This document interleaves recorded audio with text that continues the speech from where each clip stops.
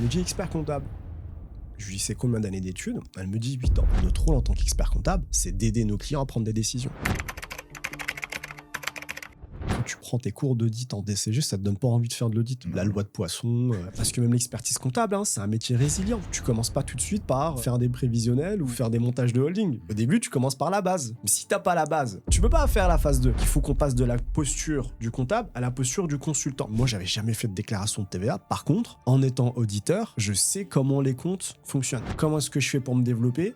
Verbalise et mets un verbatim sur qu'est-ce que tu veux faire, c'est quoi tes forces, qu'est-ce qui te manque et de pas avoir peur de s'entourer. Un truc qui est essentiel. Et il me dit, faut prendre soin de ses clients. Il me dit, si tu prends soin de tes clients, il me dit, tu vois toutes les crises là, les mutations, il m'a dit, tu vas les passer. C'est le super pouvoir de l'expert comptable. C'est qu'il a cette capacité de prendre soin de son client. C'est vraiment très très compliqué. Tu te lèves à 7h du matin, t'as la pêche. À 13h, tu te dis, qu'est-ce que je fous là? À 16h, tu te dis, ah bah en fait c'est cool. À 22h, tu te prends un scud.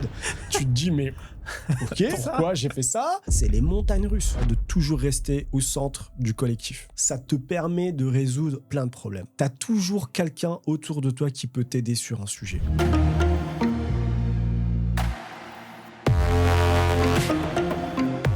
Salut et bienvenue dans cette nouvelle vidéo de la chaîne des Geeks des Chiffres. Nouvel épisode, nouvelle masterclass où j'ai le plaisir d'accueillir un expert comptable qui s'appelle l'Imam, fondateur du cabinet Stella. Alors en quelques chiffres, mes chers amis, donc ça a été fondé en 2021. Aujourd'hui, on tourne en 2025.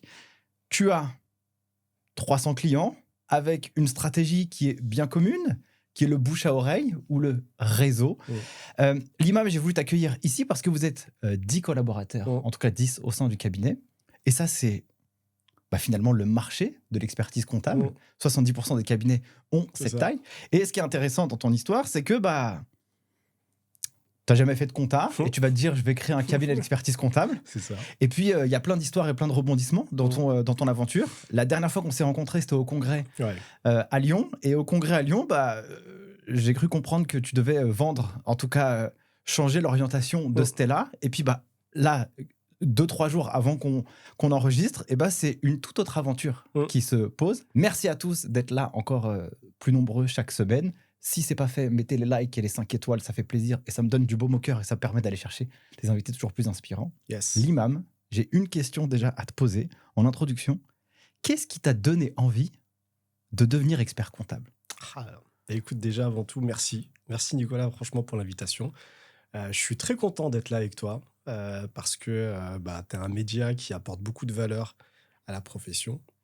Et on va dire que tes podcasts aussi, ils m'ont fait du bien, ils m'ont aidé au moment du lancement de mon projet. On va dire qu'avant de travailler sur la partie business plan, j'ai pas mal travaillé sur le modèle économique. Et tu avais déjà une belle petite série d'invités.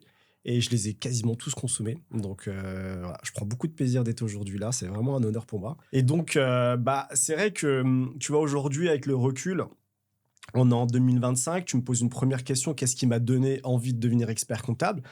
Écoute, ça a démarré dès le lycée. Je savais pas trop ce que je voulais faire.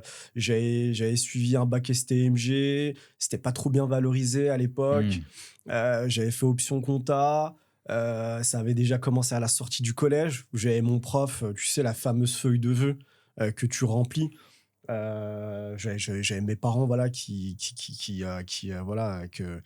qui m'ont toujours soutenu mais qui maîtrisaient pas trop, tu vois, toutes ces enjeux liés aux orientations, tu vois, c'est un grand sujet, franchement, ça c'est un très très gros sujet. Et en fait, c'est la rencontre de profs.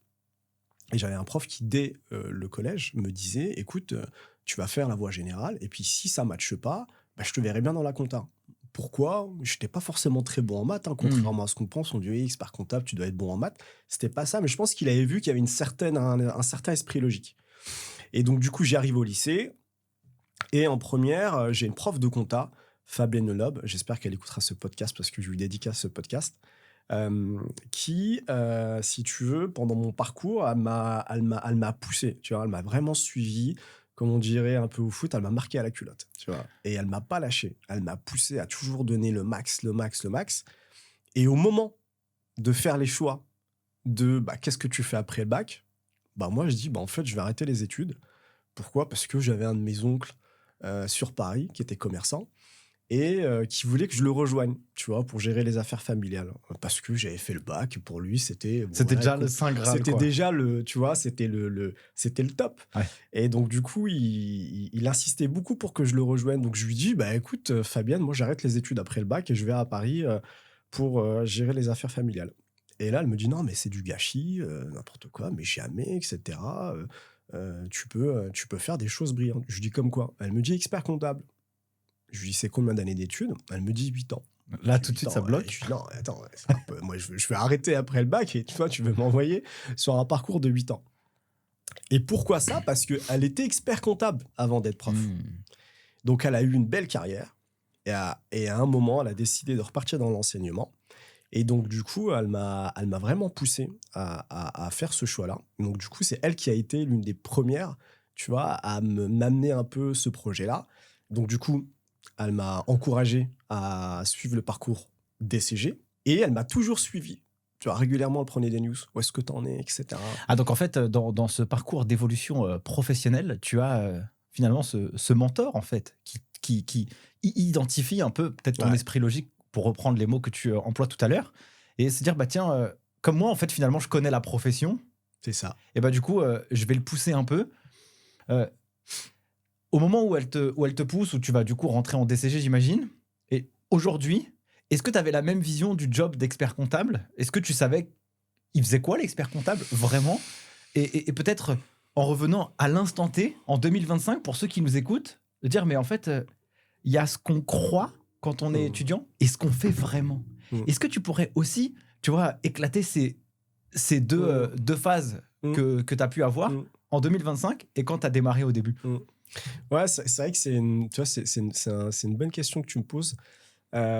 Déjà, bon, moi, ce que je gardais de l'expert comptable, effectivement, à l'époque, c'était voilà, quelqu'un derrière son bureau. Voilà, on a tous les clichés qui ne sont pas forcément justifiés, on en reparlera. Mais voilà, dans expert comptable, bah, y a le mot compta, il y a le mot expert, mais il y a surtout le mot compta, tu vois, qui prend de la place. Qui prend de la place, tu vois, et qui prend beaucoup de place.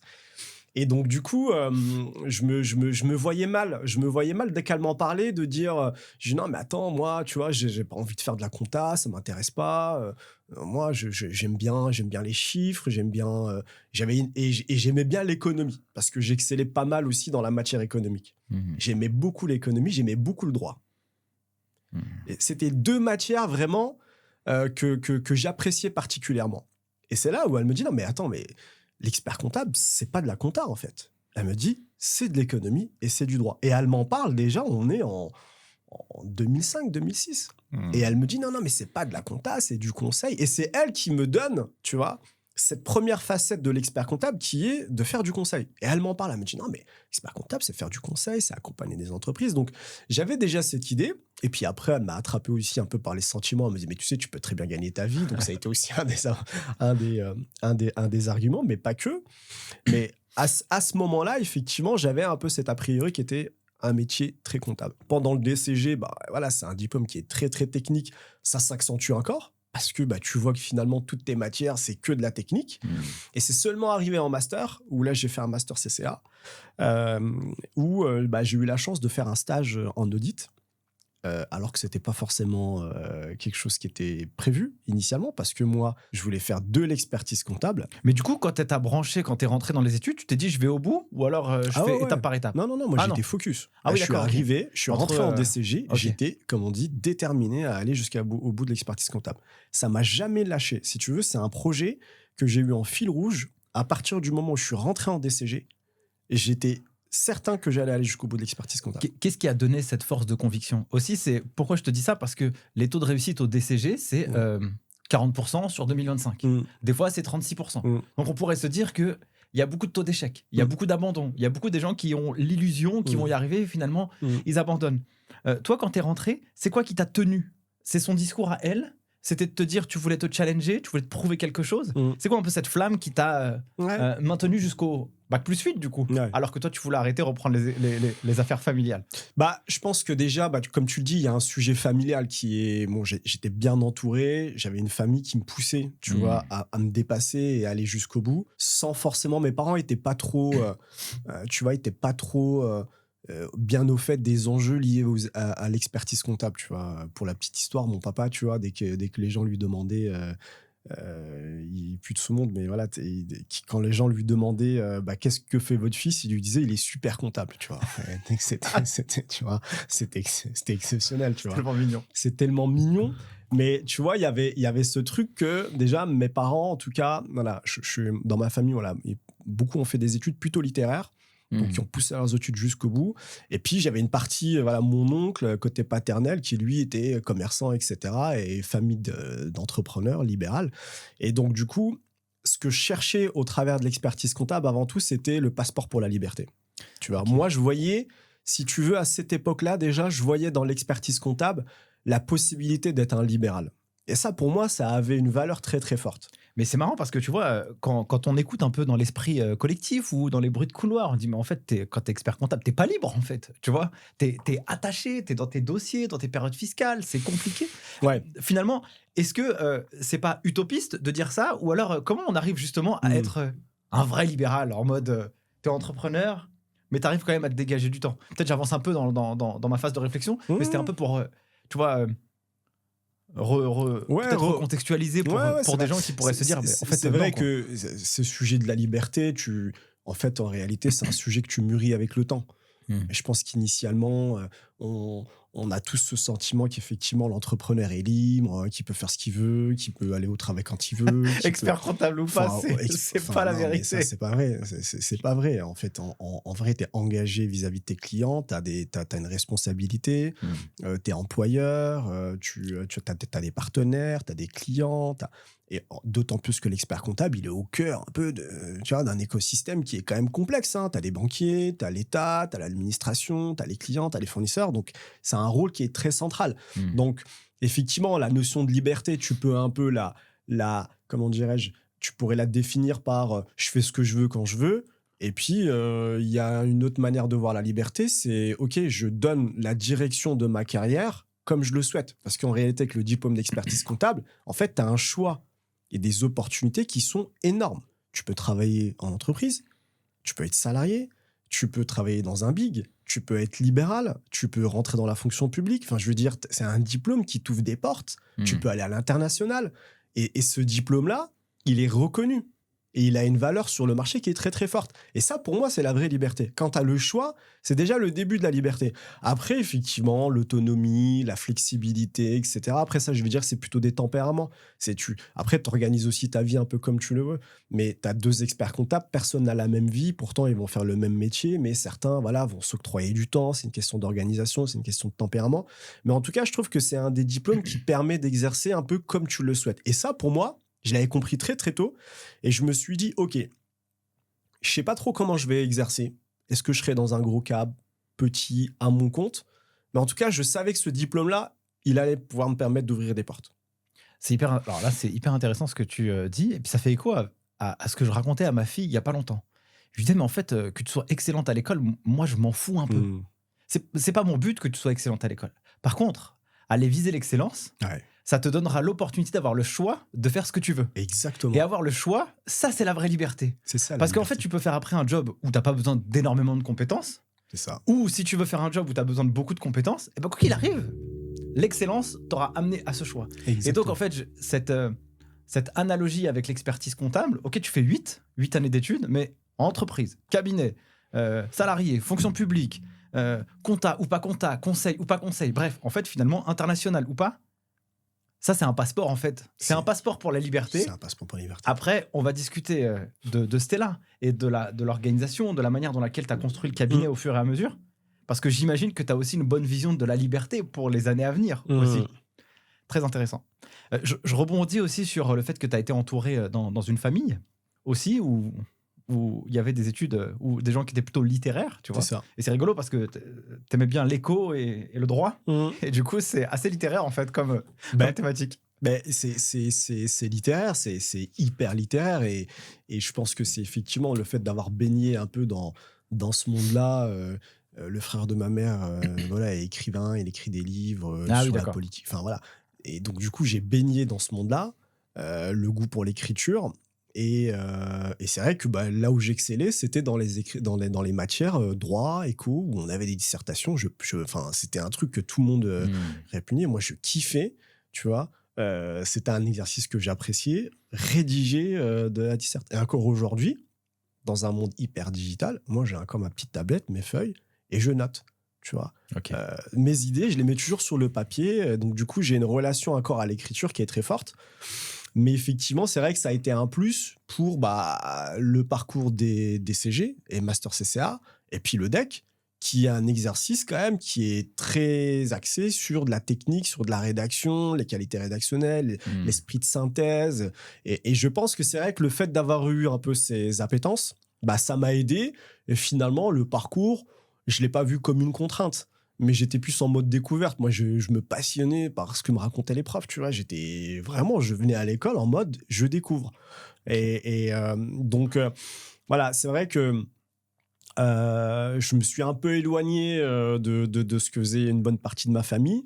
Mais je l'exerce aussi maintenant à ma manière. On en parlera, tu vois. J'ai une approche plutôt qui va être effectivement très tournée sur cette approche plutôt macro, tu vois, que j'ai développée aussi pendant ma carrière, quand j'ai fait de l'audit, et de toujours prendre un peu de recul. Et quand tu accompagnes un client et qu'il te pose une question, la première chose qu'on fait, c'est on prend un papier, on part de zéro, et on écrit l'histoire de son projet. OK. Qu'est-ce que tu fais? C'est quoi? Qu'est-ce que tu kiffes? Qu'est-ce que tu n'aimes pas? Qu'est-ce que tu as envie de faire? Et on le matérialise véritablement sur le papier, ou même sur un paperboard. Tu vois, et ça va faire sourire mes équipes et mes clients. Mais tu vois, dans toutes mes salles, dans tous mes bureaux, il y a un paperboard avec un stylo et on prend feuille blanche et on écrit. Et donc, du coup, voilà, on met toujours en rapport avec l'économie, ce qui se passe dans le monde, etc. Parce que notre rôle en tant qu'expert comptable, c'est d'aider nos clients à prendre des décisions. Ok. Alors, c'est très, très intéressant ce que tu dis. Notre rôle en tant qu'expert comptable, c'est d'aider nos clients à prendre des décisions. Mais sauf qu'on peut les aider si et seulement si on a une vision éclairée de ce qui se passe dans la vie de son client et au sein de l'économie générale. Et donc, quand on dit que le DCG, c'est un métier très technique, ou alors il y a super comptable, ou alors on voit expert comptable et le comptable qui prend beaucoup de place, mais en fait, finalement, ce n'est que 15% du contenu qui est enseigné dans la profession et dans la filière. Et en fait, tout le reste, il se joue sur l'éco, le management, le droit, et du coup, ça permet finalement d'accompagner et d'aider les entrepreneurs à prendre des décisions. Et j'aime beaucoup cet esprit. L'imam, t'as eu la chance, tu dis, d'avoir commencé ma carrière par un stage en audit. Globalement, t'as fait ta carrière dedans, en fait, après. Et qu'est-ce que l'audit, ça apprend? C'est quoi tu vois, t'as fait 5 ans, donc dans un big, chez Price, PwC. Enfin, j'avais fait plus, en tout, 5 ans chez Price, mais en tout, c'était plus de 10 ans. 10 ans, Donc, une dizaine d'années. Qu'est-ce que ça t'a appris? Et je ne sais pas si tu peux avoir aussi quelques petits exemples de missions ou de clients que tu as pu accompagner dans la partie audit ou des missions qui t'ont marqué. Ok, j'avais pas vu ça comme ça. Écoute, déjà, sur l'histoire de l'audit, tu vois, je suis un peu tombé dedans par hasard, vraiment, parce qu'encore une fois, on parlait de l'expertise comptable, mais l'audit, quand tu prends tes cours d'audit en DCG, ça te donne pas envie de faire de l'audit. La loi de Poisson, tu vois, je me revois avec le cours, tu vois, de ma prof. Tu te dis, mais attends, mais je vais pas faire des échantillons, commencer à faire des probabilités. Et en fait, c'est vrai que malheureusement, on a des dispositifs pédagogiques qui mettent pas en valeur les métiers comme il le faudrait. Et les cours d'audit qu'on avait, ils étaient, pour moi, c'était repoussant. Et pour la petite histoire, comment je tombe dans l'audit, c'était en master CCA, j'avais un stage à faire. Et les stages, c'est une longue histoire aussi, où finalement j'avais un stage, et puis dernière minute, le stage est annulé, donc je dois retrouver un stage en 3 semaines. Et là, je prends... à l'époque, il n'y avait pas LinkedIn, il n'y avait pas les réseaux sociaux.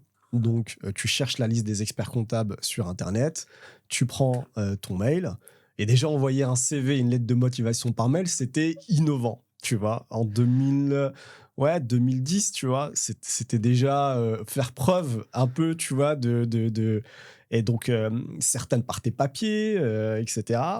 Et donc, du coup, j'envoie je ne sais pas combien de CV. Je pense que j'ai dû en envoyer au moins plus de 300, tu vois. C'était incroyable. Le taux de réponse, j'ai dû en avoir peut-être, tu vois, une vingtaine, la plupart négatives. Et là, j'en ai une positive. Mazars. J'avais postulé parce que j'avais un pote qui me dit « Ah tiens, Mazars, ils ont un cabinet à Nancy, ils font de la compta spécialisée dans les franchises. Et ça me fait rire. Il me dit Tu verras, vas-y, c'est une planque, c'est tranquille, tu fais ta petite saisie. » Et puis et moi, à ce moment-là, je faisais mon master à Reims. Et donc, du coup, j'avais vu l'opportunité de revenir à Nancy, chez moi, de faire mon stage en expertise comptable chez Mazars, en plus dans une planque. Donc, c'était, tu vois, ça cochait toutes les cases.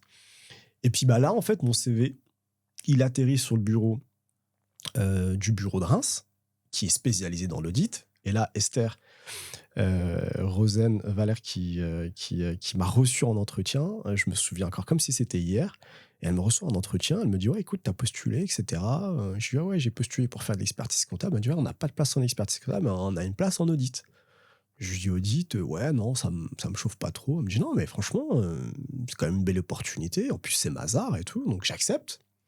Je me fais pas trop prier, hein, parce que de toute façon, j'avais pas le choix. Donc, je l'accepte. Et là, j'arrive. Et franchement, c'est un autre monde que je découvre. La première chose que j'ai kiffé en audit, c'est le travail en équipe. Tu vois, t'es dans une équipe. Tu vois, et moi, j'adore le collectif. Ouais. Ça, c'est un truc déjà, pour moi, c'est essentiel. Tu vois, tu peux pas être un professionnel isolé. Tu vois, il n'y a pas trop longtemps, on parlait avec des amis, la solitude, l'isolement, etc. On va pas faire de débat philosophique, mais tu peux pas être, tu vois, tu peux pas être isolé. Ok, je vois. Et pour moi, la notion de collectif, elle était hyper importante. Et j'arrive dans une équipe d'audit où bah, t'es junior, stagiaire, au-dessus de toi, t'as un senior, il y a un manager et il y a un associé. Et t'es en équipe, en fait. Tu vas en mission en équipe, tu déjeunes en équipe, tu vas en déplacement en équipe. Et donc, du coup, il y a un vrai... Et ça, moi, j'ai beaucoup apprécié. Parce que du coup, t'as des personnes qui sont bah, souvent brillantes, très compétentes, et en fait, t'apprends d'eux. T'apprends à leur côté. Alors ouais, c'est vrai qu'il y a des exigences, etc. Mais la première chose que j'ai appris, c'est effectivement le collectif. Après, l'esprit de synthèse, parce que bah, tous tes travaux, il faut les synthétiser, des notes de synthèse. Et puis après, il y a un côté technique. C'est que toutes les semaines, tu vois des nouvelles missions, des nouveaux clients, des nouvelles industries avec des nouvelles problématiques. Et en fait, c'est un accélérateur d'apprentissage. Et tu vois des cas de figure qui sont complexes. Et en fait, bah, basiquement, à la fin, en gros, ton expérience d'audit, moi, ce que je retiens, c'est que ça t'apprend à résoudre des problèmes, compétence importante pour être un consultant et pour faire du conseil. Ça t'apprend à travailler en équipe, à avoir des qualités rédactionnelles, à avoir un esprit de synthèse et surtout le relationnel. Parce que tu dois travailler avec plein de personnes. La DAF, la DRH, etc., etc. Donc, je trouve que c'est un job qui est assez complet, tu vois, on t'apprend beaucoup de choses. Donc voilà un peu en synthèse, si tu veux, moi, comment je pourrais résumer le job d'auditeur. Voilà, c'est vraiment un métier qui te forme à tous les niveaux, technique et soft skills. Et du coup, est-ce que tu aurais l'exemple d'une mission qui t'a marqué en mode, tu vois, tu découvres une nouvelle industrie ou peut-être une psychologie d'un DAF ou d'un dirigeant qui est peut-être un peu différent. Moi, j'ai le souvenir de quelqu'un qui m'avait raconté une histoire là derrière ce micro et il avait commencé par l'audit, il était junior et il avait un DAF qui avait de l'expérience et qui l'envoyait un peu balader dans tous les services, alors que lui, il connaît toutes les réponses, tu vois, mais il est obligé de répéter chaque année, ça l'embête, tu vois. Est-ce que, tu vois, t'as peut-être des industries, t'as découvert que, ah bah, comment elles fonctionnaient grâce à l'audit, tu vois, pour qu'on puisse peut-être aussi apporter soit une envie à certains confrères de se dire, bah tiens, peut-être que l'audit, en fait, je le fais pas, mais peut-être que ça pourrait être intéressant que je le fasse, ou alors à des juniors qui savent même pas ce que c'est en fait pour matérialiser un peu une mission. Alors, si tu veux, moi, tu vois, je suis originaire de l'Est de la France, Nancy. Avant de bosser chez PwC, j'ai bossé chez Deloitte pendant 4-5 ans. Et dans l'Est de la France, on avait... c'est un territoire dans lequel tu as beaucoup d'industries automobiles et beaucoup d'industries sidérurgiques. Donc, il y a des grands noms de la sidérurgie internationale. Sur Nancy, enfin dans la région en tout cas, bon, je peux pas donner de nom bien entendu pour des sujets de secret professionnel, mais en tout cas Moi, ce que ça a suscité en moi, ce type de mission dans la sidérurgie, c'est effectivement, tu vois, l'importance de comprendre ce qui se passe dans le monde. Hmm. Et ça, c'est essentiel, tu vois. Quand tu es expert comptable, tu peux pas conseiller une boîte, même qui fait de la restauration rapide, si tu comprends pas ce qui se passe dans le monde. Pourquoi? Parce que le prix de ses matières premières, pour calculer sa marge, si tu sais pas que le prix de l'huile prend et qu'il y a une inflation, mais pas parce que c'est le fournisseur du camp qui a décidé d'augmenter son prix, mais c'est parce qu'il y a une dynamique mondiale. Et ça, si tu comprends pas, tu peux pas aider tes clients à prendre des décisions et à s'adapter, etc. Donc, le cas de la sidérurgie, c'est que même étant junior, on allait faire des inventaires physiques, tu vois. Donc, voilà, c'est sûr que c'est des anecdotes où tu arrives à 4 heures du matin, on n'a pas envie que tu fasses tes inventaires physiques, donc du coup, on te fait tourner en rond, on te dit, c'est pas le bon hall, c'est le hall B, c'est le bol C, et puis tu arrives, et puis finalement, tu te rends compte qu'ils ont déjà commencé leur inventaire. Et donc, du coup, tu es jeune, tu es là, tu as en face de toi des personnes qui ont parfois la cinquantaine, il faut que tu arrives à t'imposer pour reprendre la main et leur dire, non, mais attendez, vous avez déjà commencé l'inventaire sans moi. Non, mais là, attendez, on va reprendre le truc depuis le début. Moi, j'ai pas fait mes comptages, etc. Ça, à ce moment-là, à 6 heures du matin, t'as pas de senior, t'as pas de manager, t'as pas d'associé avec toi. Et à 14 heures, ou le lendemain matin, il va falloir que tu rendes ton compte rendu. Il va falloir que tu réexpliques ce qui s'est passé. Donc, à ce moment-là, t'es seul face à tes problèmes. Donc, du coup, première chose, c'est que ça, c'est des exemples, tu vois, qui m'ont marqué. C'est que, tu vois, le fait d'avoir été confronté seul à des sujets très concrets, t'arrives, tu dois compter des bobines, tu vois, d'acier. Ok, on te dit, là, dans le listing de stock, il y a des bobines, elles sont pas là, elles arrivent de Bruxelles, elles vont arriver dans le train, mais on les compte dans le stock parce que Incoterm.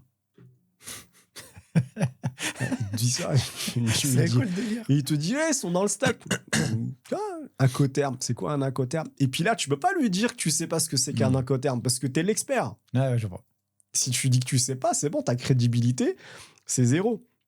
Donc, si tu veux, les exemples de missions, tu vois, dans la sidérurgie, elles ont vraiment, tu vois, elles m'ont permis de travailler un peu ce sujet macroéconomie parce que, effectivement, quand on amenait à auditer les stocks, c'est là où je voulais en venir, c'est qu'il y avait une dynamique mondiale sur le stock. L'acier, il y avait la Chine, il y avait l'Inde, etc. Et donc, du coup, ça t'amenait un peu à prendre de la hauteur alors qu'on était dans un petit bled de Moselle, tu vois, et en fait, on était amené à regarder ce qui se passe dans le monde, tu vois, et tu te dis ça, il n'y a pas beaucoup de jobs, tu vois, qui te permettent d'être en confrontation avec des sujets qui peuvent être très formateurs pour le reste de ta carrière. Et ça, ces réflexes-là, je les ai gardés, je les garde encore aujourd'hui.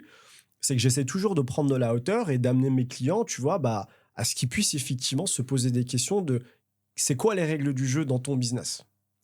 Bon, masterclass, l'imam, vraiment masterclass. Et là, je pense que là, à l'instant T, je vais retenir cette phrase. On aide les dirigeants à prendre des décisions éclairées. Mais là, je trouve que ça prend tout son sens. Parce qu'on sort quand même du cadre très précis. Est-ce que tu fais une SAS ou une SARL pour te rémunérer TNS, charges sociales? C'est fait et refait. Ouais, c'est ça. Sauf qu'en fait, tu vas avoir un impact massif dans la vie des gens ou dans une industrie totale. Il faut comprendre comment ça fonctionne. Exactement. Donc, effectivement, comprendre l'environnement de l'entrepreneur, mais même, tu vois, aller sur le terrain, quoi. Mais bien sûr. Et du coup, l'impact d'une hausse de la matière première, de l'acier de X%, quel est l'impact dans la marge de l'organisation? Mais si c'est juste une boîte qui fait 1 000 € de chiffre d'affaires avec, on s'en fout, mais extrapoler sur un truc qui fait des millions, ça peut mettre en jeu des emplois, ça peut et des stratégies. Et bien sûr. Ok. Très intéressant. Du coup, c'est pour ça aussi qu'on apprend le management et l'économie en comptabilité, en DCG, en licence. En licence. Quelle est ta stratégie? C'est quoi ta vision? Et donc, je reprends un peu ton histoire de paperboard. Tu fais un peu le professeur et puis, écoute, tu retraces un peu l'histoire. C'est ça. Jusqu'à où est-ce qu'il veut aller. Exactement.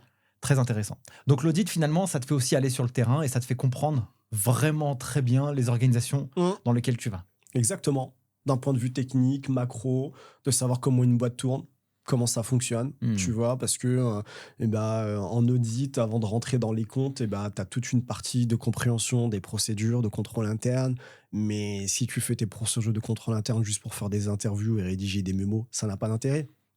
L'objectif, c'est de comprendre qu'est-ce qu'une bonne organisation, comment est-ce qu'elle est staffée, etc., quels sont les risques, mais si tu te focuses juste sur les risques, tu passes à côté du sujet. Tu vois, l'objectif, c'est de s'imprégner de cette organisation et de comprendre comment l'organisation tourne, effectivement. Puis après, tu adaptes tes procédures d'audit. Mais ça te permet vraiment de travailler un peu cet esprit critique, cet esprit de curiosité, et ça te donne des réflexes après, qui est de poser des questions. Tu vois? Et quand tu as ton client en face de toi, si tu lui fais la messe du bilan, tu passes à côté du sujet. En fait, le bilan, c'est bon, c'est plié. La question, c'est tu veux faire quoi cette année? C'est quoi tes projets? Qu'est-ce que tu as envie? De quoi tu as peur? Qu'est-ce qui te manque pour avancer? Et c'est en posant ces questions que tu vas identifier des sujets. Et ça, c'est ce qu'on t'apprend aussi en audit. Tu vois? On t'apprend très, très tôt à poser des questions. Et en fait, finalement, c'est cette capacité à faire du diagnostic qui, après, avec le temps, va se transformer au fur et à mesure où tu avances dans ton expérience par je suis plus dans la phase de diagnostic simplement, mais je suis dans la phase où on peut mettre un plan d'action. Tu vois? Et ça, c'est ce que l'audit te donne. Donc moi, franchement, c'est vrai que voilà, l'audit est souvent un peu décrié pour des mauvaises raisons, parce qu'il y a toujours des écarts dans plein de jobs. C'est pas propre à l'audit. Je pense que c'est vrai que l'audit, c'est un métier qui a des exigences qui sont certaines, mais ça t'apporte tellement. Tu vois, ça t'apporte tellement. Et il y a une forme d'endurance. Tu vois, là, je le dis simplement après mes 10 ans. Mais la vérité, c'est que ma première année d'audit, moi, je veux quitter l'audit. Je dis, mais je reste pas. C'est quoi ce métier de malade, etc. Mais en fait, encore une fois, l'importance d'être entouré. Donc, tu parles à ton chef de mission, et là, il te dit, non, mais attends, mais là, c'est que la première année. C'est normal. Tu fais des clients, tu fais des fournisseurs, tu fais de la réconciliation bancaire. Il faut patienter.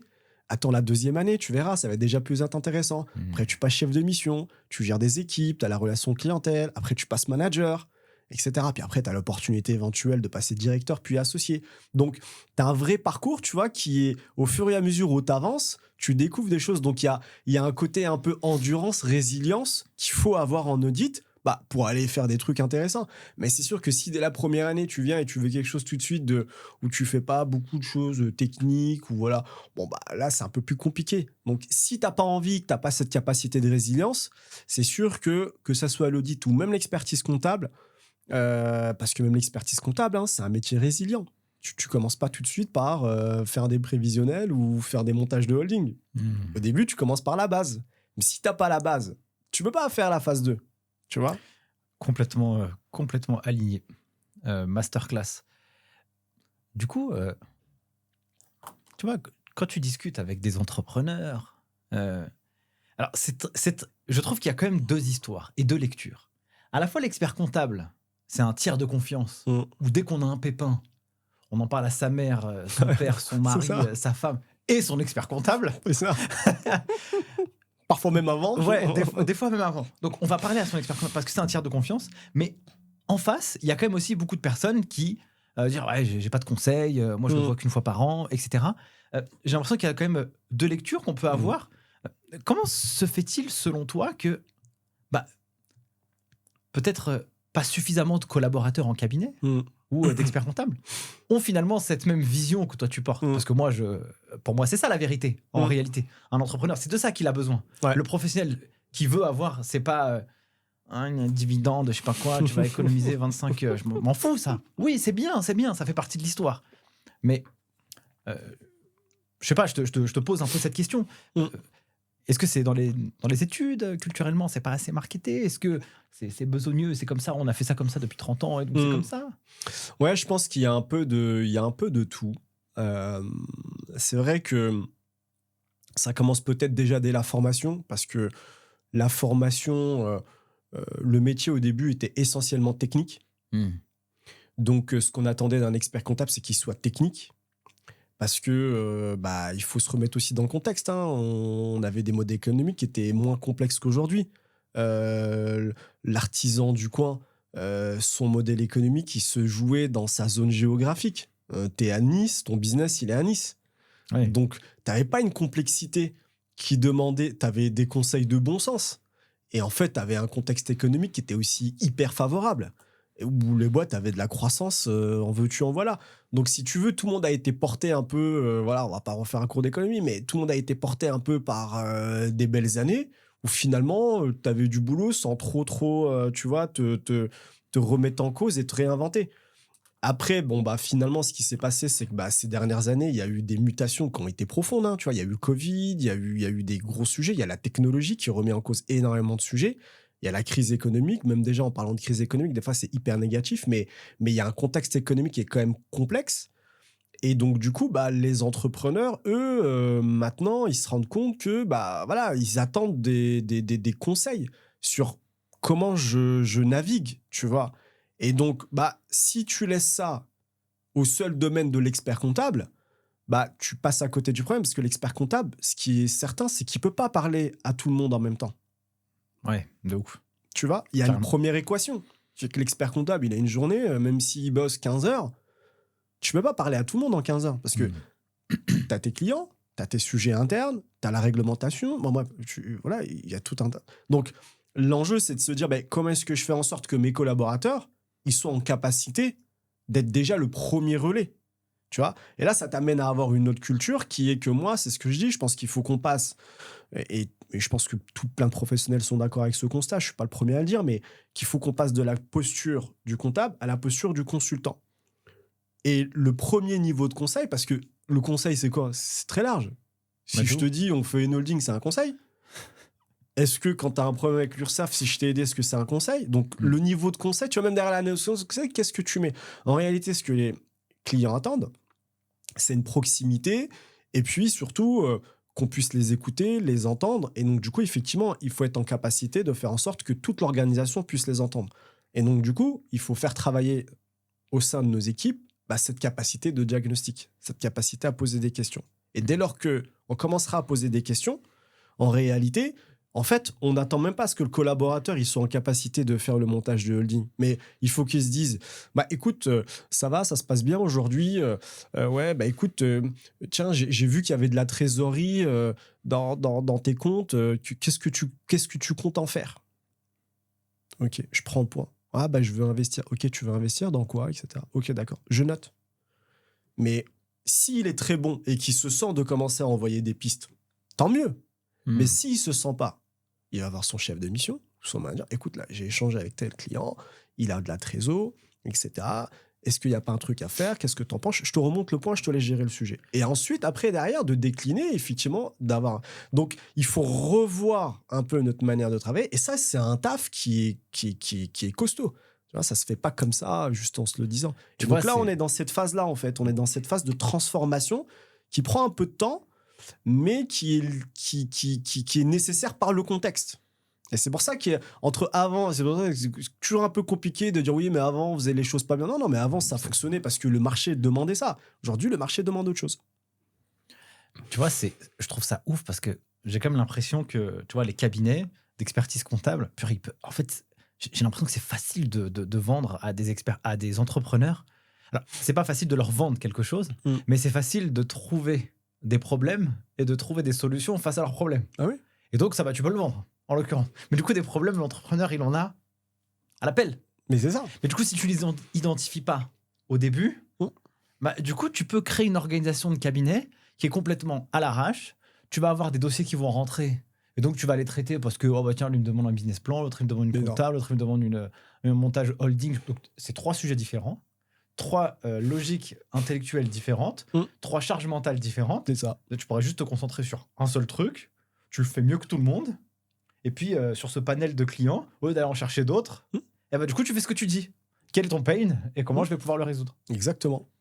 C'est exactement ça. Donc, le sujet du conseil, l'expert comptable qui n'est pas dispo, je pense qu'effectivement... c'est des vrais sujets, tu vois, sur lesquels il faut qu'on soit en capacité d'apporter des solutions. Et moi, je reprends l'exemple des Big Four, et pas que. Moi, je parlais des Big Four côté audit, mais des cabinets structurés. Ils ont cette capacité à faire en sorte que l'expert comptable, il soit pas toujours essentiel dans l'organisation de la mission. Parce que tu as des équipes qui sont outillées, tu as des équipes qui sont formées pour être le premier relais. Tu vois, et ensuite, l'expert comptable, effectivement, il doit être là pour trancher des sujets techniques, il doit être là pour former, il doit être là pour donner une vision. Et puis, effectivement, peu importe la taille du client, Mais voilà, si le client a vraiment besoin d'avoir un point, bah, là, effectivement, on l'organise. Mais tu as déjà 80% du job, je pense, qui doit être en capacité d'être tout simplement géré par... en tout cas, d'être déjà absorbé et accueilli par nos équipes. Et ça, c'est un autre mode de fonctionnement. Ça demande de les former sur des sujets soft skills. Ça demande de les former sur des sujets économiques.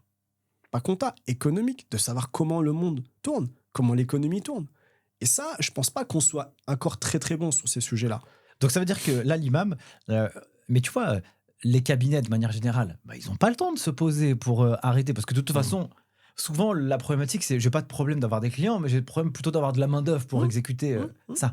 Mais du coup, quand tu as la tête dans les dossiers, est-ce qu'on peut prendre du temps pour réfléchir à ce que tu viens de dire? Ou alors il faut accepter de perdre pour finalement construire l'étape d'après? C'est quoi un peu, toi, ta thèse aussi? Moi, ma thèse, elle est que, effectivement, je pense qu'il faut accepter de perdre pour construire. Dans le sens où, forcément, une construction, une transformation, t'as un peu de destruction. Tu vois parfois, il faut accepter, effectivement, de tester des choses qui vont pas forcément marcher. Et c'est là où, parfois, nous, experts comptables, on essaie d'avoir des approches très rationnel où 1 + 1 = 2, où on est sur des calculs très précis en se disant mais attends, moi ma marge, etc. Non mais là, le nombre de dossiers par collaborateur. Et je pense qu'il faut sortir un peu de cette phase-là et de se dire ok, bah il y a des moments où on va devoir réinventer notre manière de travailler, on va tester des choses chez des clients qui vont pas fonctionner, on va avoir des... La seule chose qu'il faut pas faire, c'est penser que ce qu'on fait est juste. Il faut prendre du feedback, essayer de s'améliorer, accepter qu'il y a des idées, il y a des choses qu'on met en place qui ne fonctionnent pas. Et puis de s'inspirer aussi de ce qui se passe dans d'autres industries. Hein, et d'essayer de pas avoir peur, de se remettre en cause et de se réinventer. Donc, moi, étant donné que je suis ex nihilo créateur et que je pars de zéro, moi, si tu veux, je suis en phase test chaque année. Donc, j'ai pas la prétention... de dire que je suis meilleur que les experts comptables de la place. Bien au contraire. Vraiment, beaucoup de respect pour tous les confrères qui sont là depuis plusieurs années et qui font le job de manière excellente. Et si on n'avait pas des cabinets on n'aurait pas ces sujets-là, cette attractivité qu'on a autour de l'expertise comptable. Parce qu'il y a une attractivité. C'est ouf, hein. Donc, en fait, ce côté un peu bashing des experts comptables, de dire oui, les experts comptables traditionnels, moi, je trouve que c'est un mauvais débat. C'est pas bon. C'est pas bon pour la profession. Et c'est dévaloriser tout le taf qui a été fait depuis bien des années. Non, on a des enjeux. Il faut juste qu'on les prenne, qu'on se dise voilà, comment on s'adapte, comment on se transforme. Mais de tirer un trait sur ce qui s'est passé, de dire ouais, mais non, mais ça c'était nul, on savait pas bosser. Non, c'était le contexte qui voulait ça. Et donc, moi, l'avantage que j'ai la prime du créateur dans un contexte de transformation qui arrive à un moment où il y a plein de choses qui se passent. Tu es là, tu regardes, tu observes, tu te dis ah ouais, attends, il y a la techno, il y a l'IA, il y a les réseaux sociaux. Et comment je fais, moi, pour m'adapter? Donc, en fait, on a la chance de créer au bon moment, en fait. Mais si j'avais créé il y a déjà 5 ans, voilà, l'enjeu et le taf n'aura pas été le même. Donc voilà. Donc moi, mon avis, c'est que l'expert comptable ne doit pas perdre de vue le fait qu'il est entrepreneur avant tout. Tu vois, et que il doit tester, il doit réfléchir, mettre en place des stratégies. Et puis voilà, il y a des stratégies qui vont payer, il y en a qui ne vont pas payer. Et puis voilà, il faudra qu'on essaye de corriger le tir. Quand tu rentres dans ton stage en master CCA en audit, du coup, tu vas faire 10 ans en audit. Ouais. Est-ce que au moment où tu es jeune, est-ce que tu te dis un jour tu vas créer ton cabinet ou pas? Ou tu te dis je vais au bout et puis on verra ce qui se passe? Et pourquoi aussi, au bout de 10 ans, avoir décidé de créer ton propre cabinet? Et je reprends un peu peut-être l'élément que j'ai dit en introduction de ce podcast, je crois. T'as jamais fait de déclaration de TVA? Non. Et tu te dis je vais ouvrir un cabinet. Alors du coup, c'est quoi l'histoire que tu vas écrire sur cette feuille blanche? Parce que j'ai compris que l'histoire de la feuille blanche, ça fait partie de ton ADN. Feuille blanche. Ouais, vraiment, pour le coup, je pense que tu l'as très bien résumé. Tu vois, je l'avais pas encore conceptualisé, mais je pense que c'est ça. C'est l'histoire de la feuille blanche. C'est bon, tu m'as aidé à faire mon introspection, tu vois. Donc, non, mais blague à part... en fait, si tu veux, au début, je rentre en audit, effectivement, je te dis que, tu vois, tout de suite, j'ai envie d'en sortir. Après, j'arrive à me raccrocher au truc en me disant, non, mais en fait, non, il y a un vrai sujet, je vais me former. Donc, Deloitte, PwC, des boutiques incroyables, avec des associés qui sont brillants, des collaborateurs brillants. Et donc, du coup, en fait, pendant 10 ans, je suis qu'avec, tu vois, la crème. Et ça t'inspire au quotidien. Juste pour la petite anecdote, pour ceux qui nous écoutent, on était en train de marcher dans le couloir avant de rentrer dans ce studio d'enregistrement. Et on parlait justement de fait d'être dans un environnement qui va t'élever. Et du coup, ces organisations-là, elles t'ont permis de peut-être voir un peu plus grand. Mais clairement, Hmm. enfin, tu sais, ces entreprises-là, c'est... Tu reçois un mail, tu as un webinaire, tu te connectes, c'est le patron de la division France, le patron de la division US qui t'explique c'est quoi les enjeux des 10 prochaines années. Tu vois, c'est des boîtes qui ont un niveau d'expérience et ils traitent des sujets complexes, c'est-à-dire qu'ils traitent les sujets les plus complexes qui se passent. Et donc, du coup, en fait, leur capacité, c'est de réussir à les diffuser, tu vois, à tout le monde. Que ça soit les auditeurs, les consultants, même les fonctions support, ils sont imprégnés par cette culture-là. Et donc, du coup, moi, ces structures-là, moi, je les appelle un peu des centres de formation. Tu vois, c'est des centres de formation. C'est un deuxième cycle après l'école où tu viens et en fait, tu testes à grandeur réelle, à échelle. Alors après, bon, c'est pas bon pour nos clients qui vont se dire on nous envoie des gens qui testent. Non, mais au-delà de ça, tu es en mode apprentissage. Donc, moi, si tu veux, au début, pour faire l'histoire, je me dis, ouais, je vais revenir dans l'expertise comptable. La petite histoire fait que je postule dans des cabinets d'expertise comptable et en fait, je me fais recaler. Parce qu'on me dit que j'ai un profil auditeur, que je sais pas faire de TVA, comme tu le dis, que je sais pas faire de révision de bilan, puis qu'il y avait des sujets d'écart de salaire que j'étais prêt à accepter. Hein. Mais, Ah oui, parce qu'on a dit qu'on est mieux payé. T'as une meilleure rémunération et j'étais prêt déjà à faire ce sacrifice. Voilà, bon, les choses ont fait que j'ai pas été bankable, entre guillemets, pour rentrer dans ces cabinets. J'ai continué ma petite histoire. Ensuite, j'ai passé mon deck chez PwC et puis là, effectivement, à un moment, se poser la question de continuer en audit, tu vois, et d'aller tenter un peu, au moins, soit un poste de senior manager, de directeur ou voilà, le Graal, le poste d'associé. Et là, j'avais un de mes mentors. Ça a toujours été une histoire de mentor, vraiment, Jean-Luc Cassiator, qui a été quelqu'un qui m'a beaucoup inspiré, tu vois, pendant ma carrière, en tout cas sur mes dernières années, où j'ai beaucoup appris à côté de lui. Et en fait, j'ai appris le développement. Tu vois, le développement. C'est quoi, comment tu développes du business.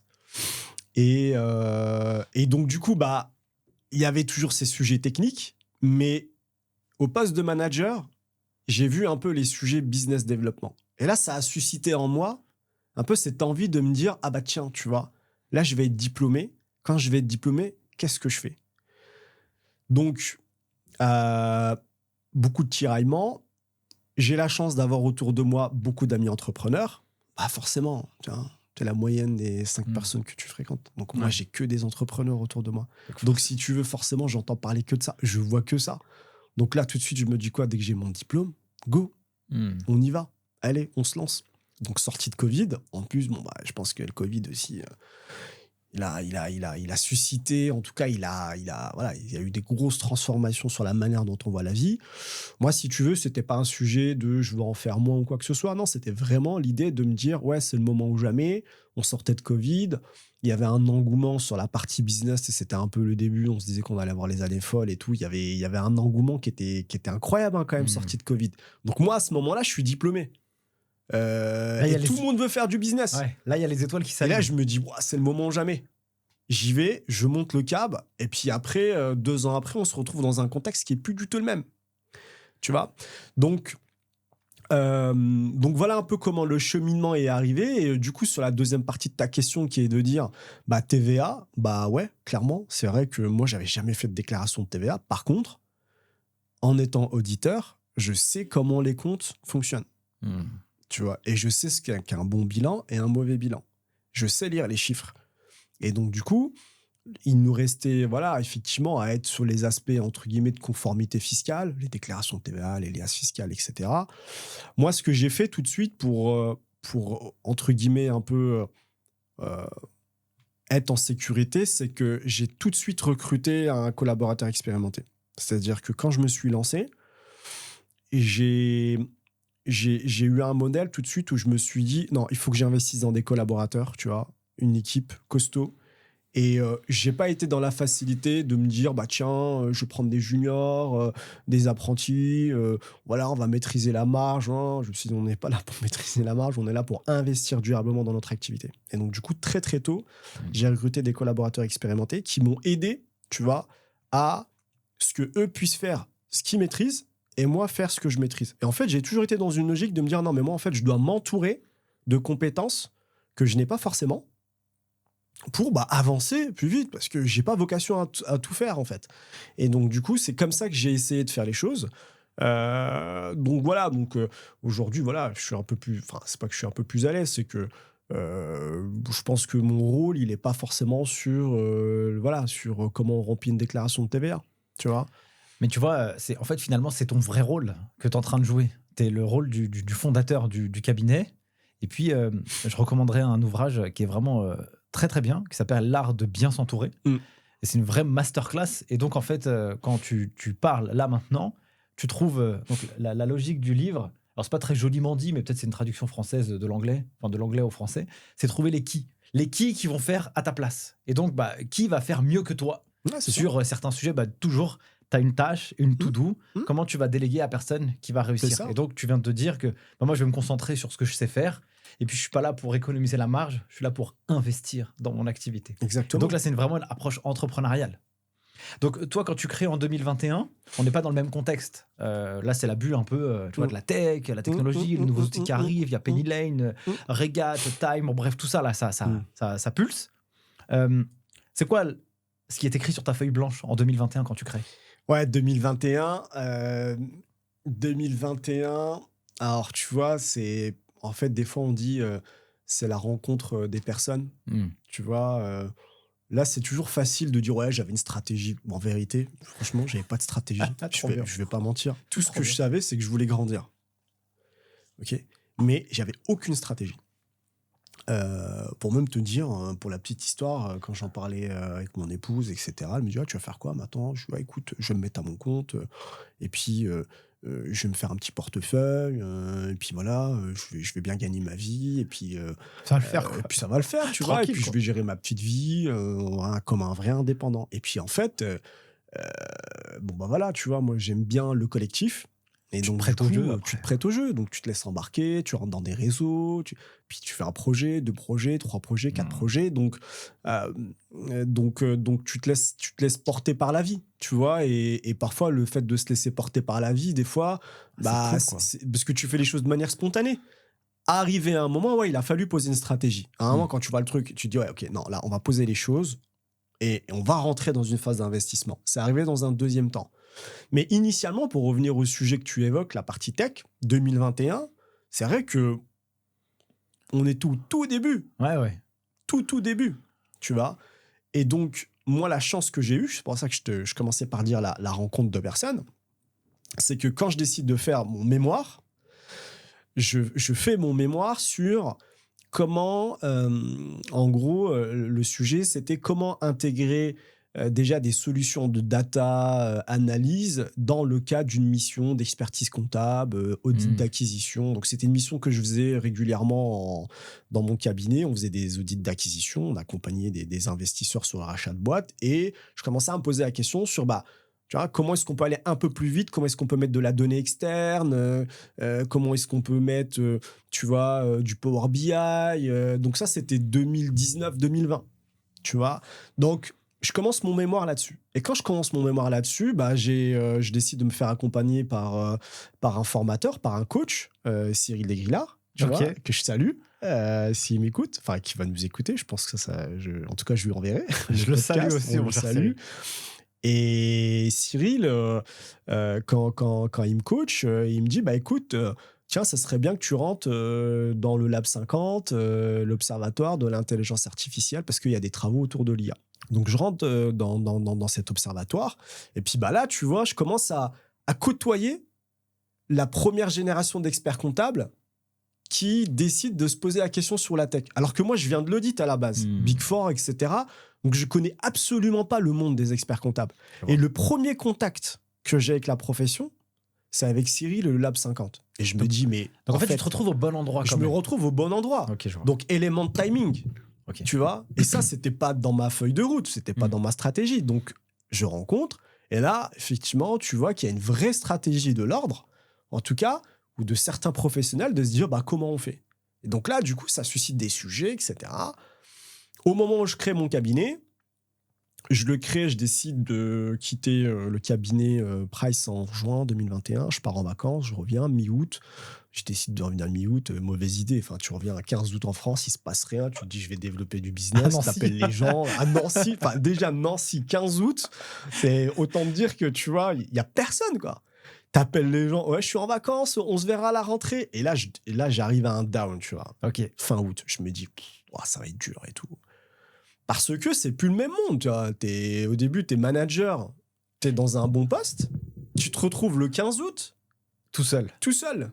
Ok. Donc là, en fait, c'est vrai que tu as un flux de clients, tu as une brand, tu t'appuies sur une marque, sur un réseau, sur un historique. Là, t'as rien. Et là, en fait, il faut tout construire. Faut La tout- feuille blanche, encore Feuille une fois. blanche. Ouais. Feuille blanche. Donc, première question, c'est quoi l'outil? Donc là, je vais aux universités d'été de l'Ordre des experts comptables en septembre. Il y avait tous les éditeurs et il y avait Penny Lane, tu vois. Et ils avaient un stand qui était vraiment pas encore à la hauteur de ce qu'ils sont aujourd'hui, mais qui était vraiment un petit stand, tu vois. Et je sais plus avec qui je parle. Et je dis, ah bah tiens, je cherche un éditeur. Elle me dit, ah bah il y a un truc là qui se développe, il y a une startup, c'est Penny Lane, tu devrais aller voir. J'y vais et je tombe sur Valentin Noto, tu vois. Que je salue aussi. Ça, c'est que des rencontres, en fait. Ouais, je vois. Et c'est le premier éditeur, tu vois, j'ai même pas parlé avec Sage. Enfin bon, voilà, je les salue tous, il n'y a pas de sujet, hein, mais c'est le premier contact que j'ai avec un éditeur. Et là, il m'explique son modèle, je le regarde, je dis, mais vous êtes dans le futur. Ok. Ok. Je dis, ouais, bah, c'est un outil comme ça que je veux. Parce que, en fait, j'avais vu que c'était une solution à plein de problèmes qui, moi, m'intéressaient en tant qu'expert comptable, qui me lançait, qui n'avait jamais fait de bilan, jamais fait de TVA. Et je me disais, mais il faut que je puisse avoir un outil qui soit véloce et qui me permette de collaborer avec mes clients. Et puis surtout, qui me place dans la digitalisation, tu vois, comme un acteur de la digitalisation. Et pas que je la subisse. Et en fait, le fait d'avoir utilisé Penny Lane tout de suite, très très tôt en 2021, bah déjà, ça m'a permis, tu vois, d'avoir une autre logique. Parce que bah, du coup, Penny Lane, bah, ils te donnent beaucoup de valeur. Parce qu'en échangeant avec eux, ils t'expliquent comment le métier va changer. Donc, tu t'en apprennes. Après, tu rencontres d'autres experts comptables parce que du coup, ils avaient réussi à fédérer autour d'eux une génération d'experts comptables qui était autour de la... Donc, tu les rencontres. Ça, tu vois, ça fuse, ça échange. Et donc, du coup, là, tu te retrouves ce que j'avais perdu avec Price. Tu vois, l'histoire du collectif. Ouais, bien sûr. Bah, j'arrive à me le reconstruire un peu en mode, bah voilà, ok, il y a Penny Lane, ils sont là, j'ai des échanges avec eux super smart, ils te donnent de la force, échanger, etc.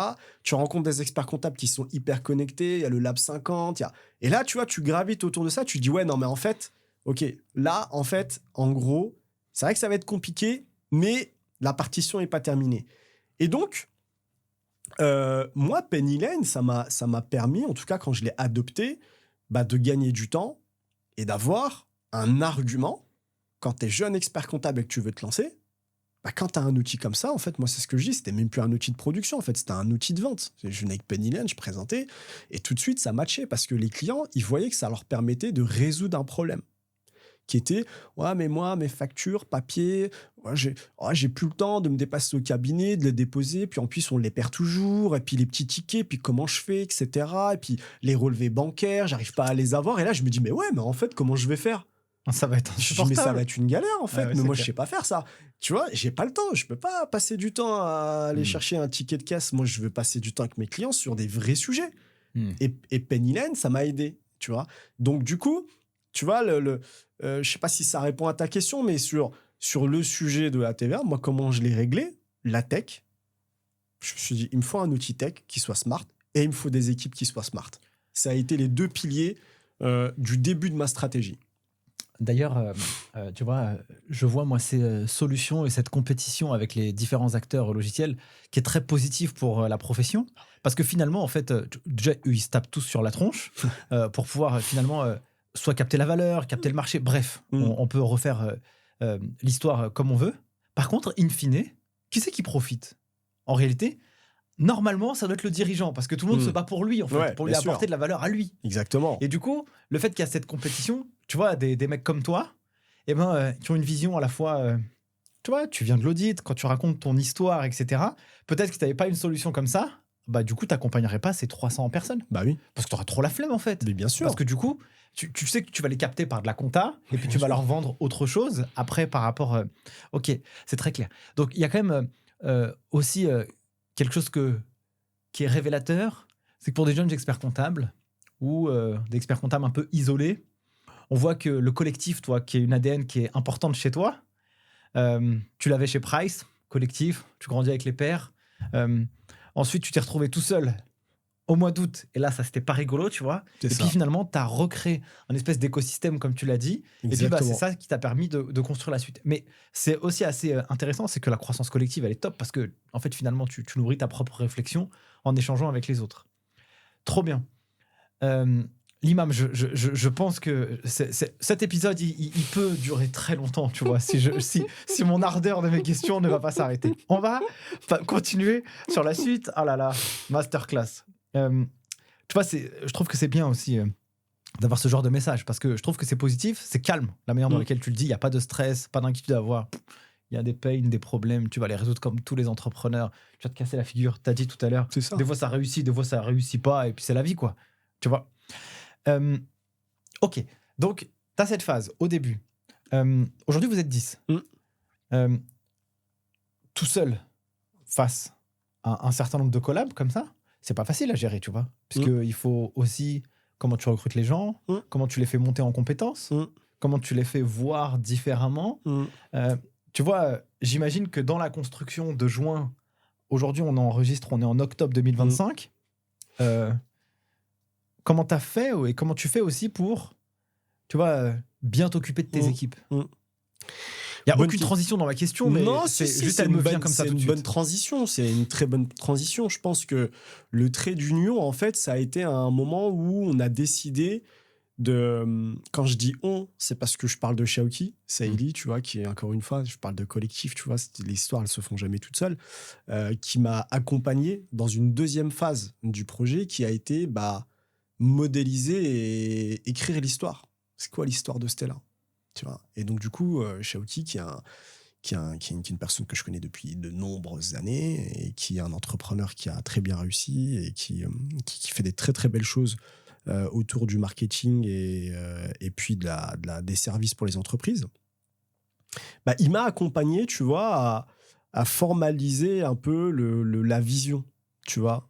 C'est quoi ta vision, l'imam? Ok, tu sais faire des trucs, t'es bon, ou en tout cas, tu penses être bon. Il me challenge pas mal sur ces sujets-là, tu vois. Tu crois que t'es bon, hein. Il me dit souvent, tu crois que t'es bon, montre-moi-le, prouve-moi-le. Mais voilà, mais en tout cas, lui, il m'avait poussé à avoir une deuxième phase qui était celle de formaliser un peu la vision au travers d'une marque. Et ça, c'est arrivé très tôt aussi dans notre projet. C'est-à-dire que la marque Stella, tu vois, parce que j'aurais pu l'appeler l'imam, j'aurais pu appeler mon cabinet et en faire un sujet intuitu personnel. On a décidé de le travailler autour de la marque Stella pour plusieurs raisons. Déjà, parce que je voulais créer une marque qui soit forte pour fédérer autour de moi.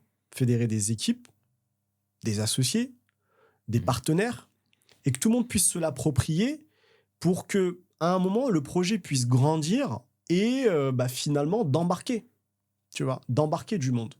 Et donc, du coup, la deuxième étape qu'on a essayé de construire, c'est d'écrire l'histoire de Stella avec un branding, avec une vision, avec des verbatims, avec un site internet, avec une vision, avec une proposition de valeur qui nous suit. Et en fait, à chaque fois que j'ai des doutes, tu vois, je reviens à ce truc-là au démarrage qui dit non mais attends, c'est quoi le projet Stella à la base?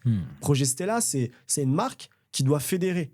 Donc, est-ce que je suis dans mon rôle là? Est-ce que je suis en train de fédérer ou je ne fédère pas pour le moment? Donc ça me drive régulièrement. Et donc du coup, pour recruter avec une marque, surtout quand tu es un jeune ex-nihilo sur une ville comme Nancy, où il y a des très beaux cabinets sur la place, tu vois, l'attractivité, la marque employeur, c'est un vrai sujet.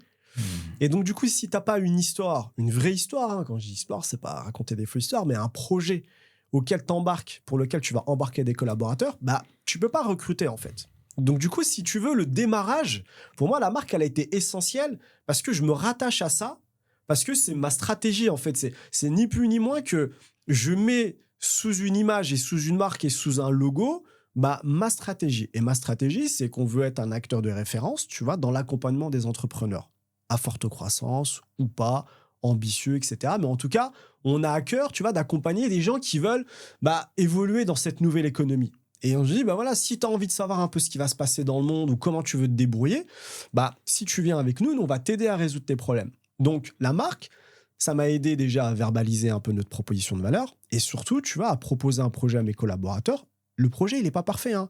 On l'améliore tous les jours et on est très transparent avec nos collaborateurs. On a régulièrement des échanges avec eux, on leur présente notre stratégie, chiffrée, où est-ce qu'on veut aller, etc. Tu vois, c'est très, très poussé, on va très, très loin.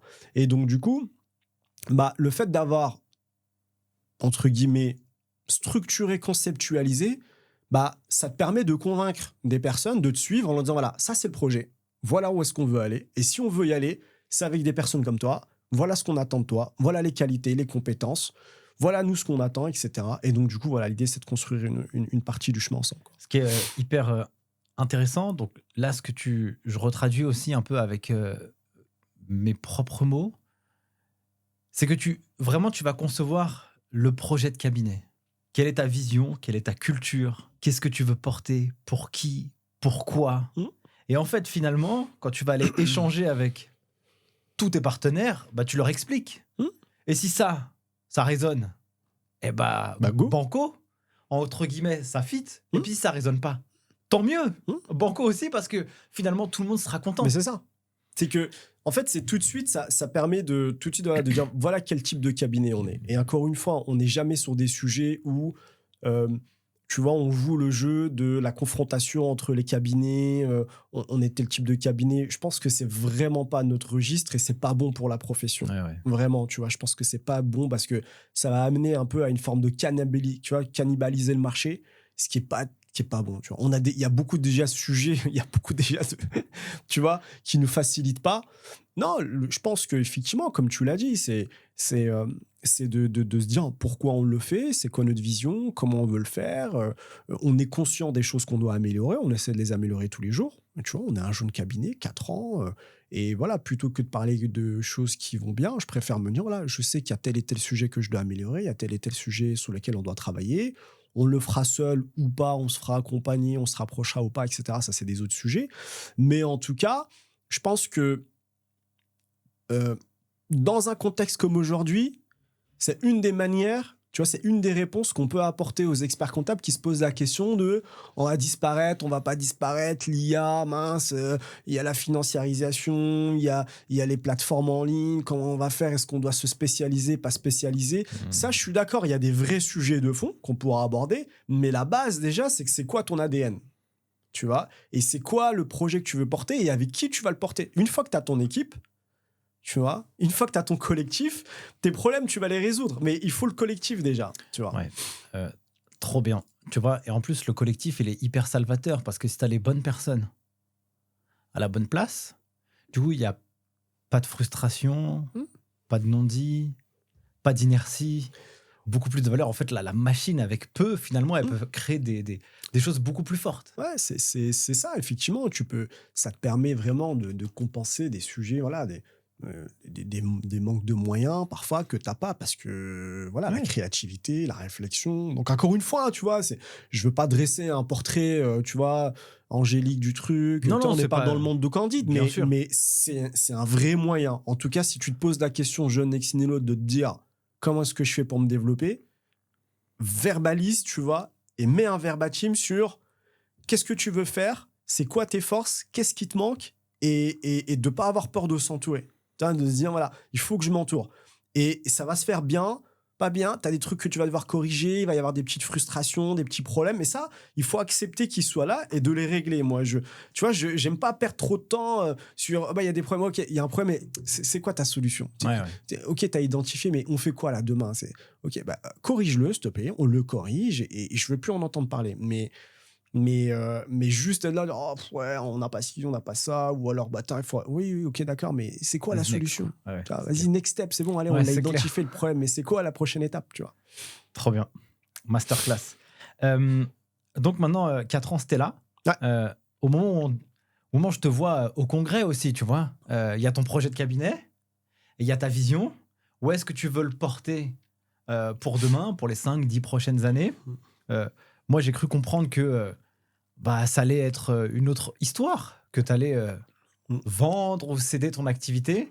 Finalement, raconte-nous un peu les contours de cette évolution et comment ça s'est passé, comment t'es approché, parce qu'on voit bien que là, alors, au moment où on tourne cet épisode, je pense que je l'aurais déjà publié. Il y a un ancien d'un fonds d'investissement, une banque d'affaires, qui a créé aussi un fonds pour faire un rachat de cabinets successifs, tu vois. Il s'appelle Maxime Ridel, du groupe Archipel.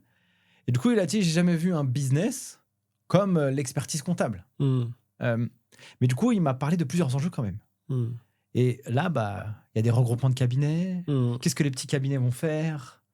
C'est quoi un peu, toi, ta logique?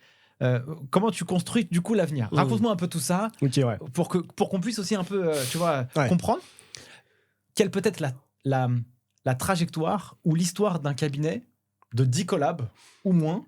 Est-ce qu'avec facture électronique, tout ça, est-ce qu'il a des chances ou c'est dead pour lui, quoi?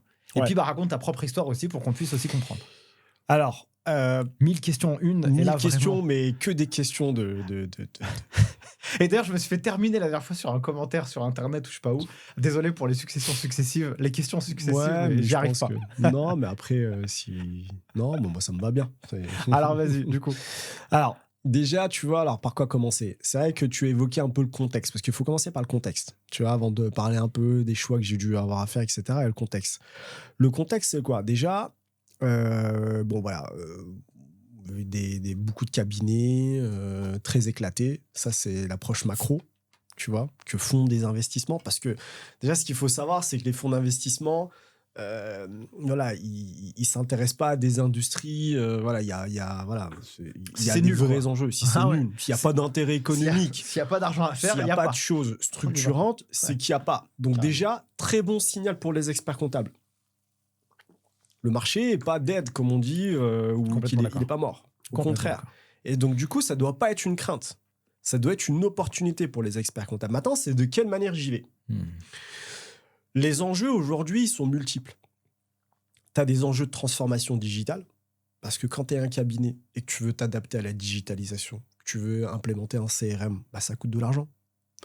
Tu veux implémenter de la digitalisation, c'est de l'argent.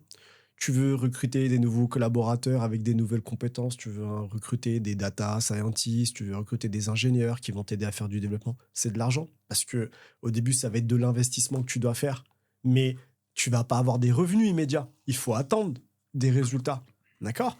Donc du coup, quand tu es ex nihilo et que tu démarres, ça, c'est un vrai sujet. Comment tu fais pour t'adapter à ces sujets-là avec peu de moyens? Donc ça, il y a un vrai enjeu. Et même pour des cabinets structurés, qui ont parfois les moyens, c'est comment j'y vais. D'accord? Parce que quand tu es habitué à travailler depuis un certain nombre d'années avec des réflexes, ça te demande d'avoir un autre mode de fonctionnement. Et là, il faut ramener toute la structure à faire un pivot. Et ça, c'est compliqué à faire. Du coup, quand tu es plus petit, c'est aussi plus facile. Mais c'est une opportunité. Oui, tu vois, je rebondis tout de suite. Je discute avec un expert comptable. Il est DG d'un cabinet de 1000 collabs. Ils sont structurellement calibré pour faire de la production de la compta. Et donc, il m'a dit, comment je fais? Je dois tout casser. Mais bien sûr. Je dois tout casser. Et il faut embarquer les équipes. Et ça, c'est pas facile. Et donc, il y en aura forcément... C'est plus lent. Et donc, quand on est petit... T'as de l'inertie. Mais quand t'es petit, tu peux rapidement faire des pivots. Donc, cette période-là, bonne nouvelle pour les ex-nihilo, c'est qu'il y a une prime à l'innovation. Parce que, tu vois, un acteur comme moi, d'autres confrères, tu vois, qu'on connaît et qu'on voit, il y a beaucoup de beaux cabinets qui se sont développés, qui ont émergé ces dernières années. Mais c'est quoi le sujet? C'est la tech. Le fait qu'il y ait la tech, des acteurs comme Penny Lane, comme Time, effectivement, que toute cette compta tech innove, ça nous a permis d'émerger. Il y a l'impact des réseaux sociaux, il y a les nouveaux codes, il y a cette nouvelle économie qui émerge. Donc, du coup, il y a une prime à l'innovation, il y a une prime à la création qui permet finalement d'émerger et de sortir de nulle part et de tout de suite pouvoir s'adapter. Donc, finalement, tu vois, ce qu'on fait aujourd'hui, il y a 20 ans, c'était impossible. Moi, il y a 20 ans, si je voulais monter mon cabinet au mieux, J'aurais pu fédérer mon oncle à Paris, tu vois. Tu vois. Ah oui, Et tonton. puis, le fameux tonton, tu vois, que j'aurais pu fédérer. Fédérer, voilà, le médecin de famille, fédérer la boulangère du coin. Mais aujourd'hui, nous, on a des clients qu'on n'a jamais vus physiquement, tu vois, avec qui on travaille à distance, qui sont à Saint-Jean-de-Luz, qui sont à Marseille, qui sont à Lille, certains qui sont à l'étranger, et qu'on n'a jamais vus physiquement. Si ça, la tech ne te permet pas de faire ça, Trop bien. tu vois ce que je veux dire? Donc, déjà, qu'on redescende un peu la pression, qu'on se dise non, mais en fait, non, il y a une opportunité. Après, par contre, il y a des vrais enjeux financiers. Parce que la tech, ça coûte de l'argent. Il y a un sujet de comment est-ce qu'on s'adapte par rapport à la facture électronique. Le conseil, encore une fois, le conseil, ça a bien grand mot. C'est quoi le conseil? C'est quoi le conseil que tu vas apporter à une boîte de 2 ou 3 personnes, tu vois, qui fait 100 000 ou 200 000 euros de revenus? C'est quoi le conseil? Donc, il va falloir aussi effectivement choisir à un moment, est-ce que le sujet de la spécialisation n'est pas une solution pour des cabinets de petite taille, tu vois? Est-ce qu'il n'y a pas des thématiques à aborder? Est-ce qu'il n'y a pas un sujet de taille, de regroupement? C'est-à-dire se dire, bah attends, on n'a peut-être pas besoin de passer par un fonds pour se regrouper, mais si on est un expert comptable à Lille, un expert comptable à Strasbourg, un expert comptable, etc., bah peut-être que, tu vois, de se regrouper autour d'une marque forte. C'est une vraie stratégie, là, des cabinets. Et t'as un vrai sujet, tu vois, pour essayer d'avoir effectivement une taille critique, parce que c'est la question de la taille critique, tu vois, d'avoir une taille critique pour essayer effectivement de gérer les enjeux. Et à un moment, une fois que tu commences à avoir une taille assez importante, là, tu peux raisonner effectivement en silo, en te disant, voilà, écoute, on va avoir un département audit, on va avoir un département gestion de patrimoine, mais si t'es petit, effectivement, ça risque d'être un sujet qui va être un peu compliqué. Mais c'est pas grave, à la limite, je pourrais travailler en réseau. Je peux très bien décider de rester seul et travailler avec un avocat de la place, travailler avec un gestionnaire de patrimoine, travailler avec un avocat fiscaliste, avec un notaire, et on se fait notre petit réseau. Et on travaille, etc. Et là, personne ne viendra nous bouger parce qu'on sera fort sur notre réseau. Donc en fait, si tu veux, c'est aussi l'énergie que tu émets dans ton activité, mais c'est sûr que si on reste dans nos bureaux et qu'on ne se bouge pas, bah, ça va être compliqué. Mais je pense qu'il y a de la place pour tous les cabinets, au contraire. Moi, je pense qu'il y a vraiment de la place pour plein de stratégies. En tout cas, voilà, il faut en définir une, il faut y aller à fond, y croire, et si on voit qu'on se trompe, bah, il faut corriger. Il faut corriger. Donc, si tu veux, nous, on le fait, ce contexte-là, et ce constat plutôt. Et donc, voilà, le fait d'être visible aussi sur les réseaux, le fait de développer, de rencontrer du monde, bah, ça nous a amené effectivement à avoir des opportunités. On en a eu plusieurs, on a été approchés. Tu vois, on avait eu effectivement un vrai sujet de rapprochement avec un cabinet, tu vois, parisien, très belle qualité, avec une équipe franchement au top, le bon mindset, une belle vision du métier, des gens vraiment, tu vois, qui sont très inspirants et qui impactent vraiment. Bah voilà, tu vois, on a dû prendre une décision qui n'a pas été facile parce que effectivement, à un moment, tu vois, bah, on parlait de la solitude de l'entrepreneur, tu vois, tu as un moment, bah, quand tu vois un certain nombre de sujets, tu te dis, bon, bah, ok, il y a peut-être un pivot à faire, l'activité en physique, est-ce qu'un bureau en physique, ça a encore du sens? Est-ce qu'il ne faut pas faire un pivot sur un cabinet en ligne? Et donc, tu as toutes ces questions-là, tu vois. Et donc, du coup, on était passé par une phase, effectivement, d'échange dans un premier temps sur 2025 avec un cabinet bien structuré. Et puis, ça ne s'est pas fait, avec tout le respect qu'on a pour eux, tu vois. Et puis, là, récemment, effectivement, quand on s'était vu au congrès, on était dans une vraie logique de rapprochement avec un acteur local. Et puis, l'idée, c'était vraiment de commencer à rentrer dans une stratégie qui était de se dire, bah, en réalité, tu as quasiment 2 modèles économiques qui est un ancrage local où, tu vois, je manque profondément dans mon territoire, Nancéen, Grand Est, avec un acteur local. Et puis, il y avait une forme d'intelligence qui était le collectif, la complémentarité. On est jeune, on fait du digital, on est agile, on sait bosser avec les nouveaux outils, un cabinet un peu plus traditionnel qui était très en retard sur ces sujets-là, mais avec un ancrage très fort, avec des fonctions support, tu vois, tout ce qui fait rêver un jeune entrepreneur, Tu une m'étonnes. DRH, tu vois, un DAF, Ok, je vois. tu vois, un juriste, enfin, tu vois, le truc qui te fait rêver. Et là, bah, à un moment, tu te dis, OK, je pose la question à l'entrepreneur. Go ou no go? Tu vois, et bah là, tu vois, à 48 heures, on a fait un no-go. Tu vois, ça a été une décision qui a été très, très, très compliquée à prendre. Et tu vois, et là, j'ai fait appel un peu à ma vision et je suis revenu au projet Stella. C'était quoi le projet Stella? Tu vois? Ok. Parce que dans l'environnement, est-ce que à force de discuter avec aussi plusieurs personnes, est-ce que à force de voir ce qui se passe, on se perd pas un peu? Ah bah tiens, ah ça c'est intéressant. Si, Ah ça c'est trop bien. Ah ça c'est trop bien. si, Et du coup finalement, si, tu discutes avec des gens, t'ouvres des portes, c'est ça. alors que en fait c'est peut-être que aussi dans le quotidien, peut-être que la vision ou en tout cas l'opérationnel que prend le cabinet, il est peut-être pas celui qu'on avait imaginé. Ouais. Et peut-être on veut peut-être faire une porte de sortie ou trouver Ouais. une autre construction. C'est quoi un peu l'idée? Ouais, c'est un peu ça en fait. Si tu veux, déjà, nous, effectivement, on n'était pas dans un sujet de vente, c'était un sujet de rapprochement, Ok. tu vois. Mais effectivement, ça demandait en tout cas à ce que. Il y avait un sujet de branding aussi à un moment qui était rapprochement. Est-ce que ça se fait sous la marque Stella ou la marque du cabinet avec lequel on reprenait? Donc, il y avait un vrai sujet, tu vois, stratégique qui était pas tout à fait tranché encore, mais qui devait se trancher sur le temps, on va voir, etc. Pour répondre à ta question, oui, probablement, tu vois, parce que quand tu as un contexte avec autant d'effervescence qu'aujourd'hui, bah, tu vois, il n'y a pas une journée où tu te poses pas 1000 questions. Parce que, bah, tu vois ce qui se passe effectivement avec le fonds Archipel, tu te dis, non, mais ça, c'est pas pour nous, c'est trop costaud, on n'est pas arrivé à cette taille.